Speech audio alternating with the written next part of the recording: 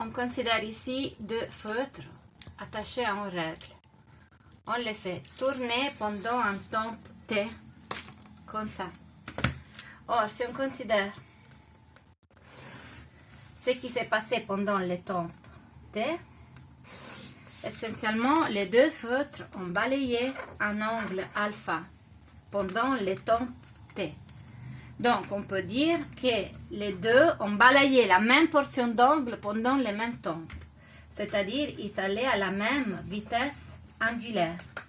Parce qu'ils ont balayé le même angle pendant le même temps. Par contre, lorsqu'on regarde les arcs qui ont été dessinés, l'arc en bleu et l'arc vert, ils ne sont pas de la même taille.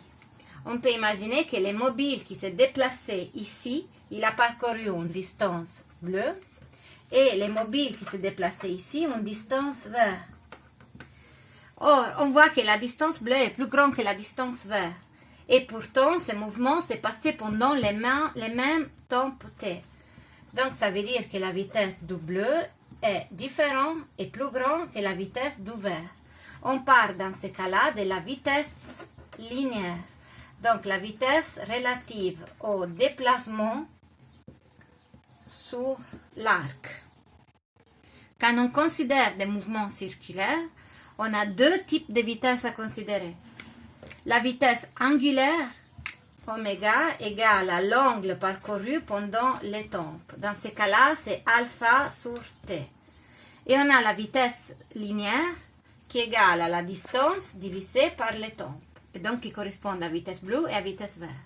Vous voyez, pour des objets comme ça, qui sont à une distance différente du centre du cercle, la vitesse angulaire est la même, mais la vitesse linéaire résulte plus grande pour l'objet qui a une distance plus grande.